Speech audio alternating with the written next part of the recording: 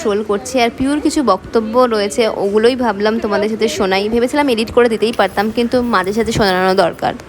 Guys আমি video on না করে এতক্ষণ ধরে তো আমার নামে দুধ চাই করলো তোমাদের কাছে, তারপরে দেখলাম এসে ইডিয়েটটা ভিডিওই অন করে বলছো। এর জন্যই তোকে ঝাড়ি, যে ও ভালো ভিডিও করতে পারে না, কপাল পোড়া। সেই আমার মতন বোন পেয়ে না জীবনটা বেঁচে গেল রে তোর। দিস তো না একটা টাকাও। আমি খেটে মরি। ওর ছাদের চাবি নেই আমাদের কাছে, নিচে গেলাম, উপরে গেলাম,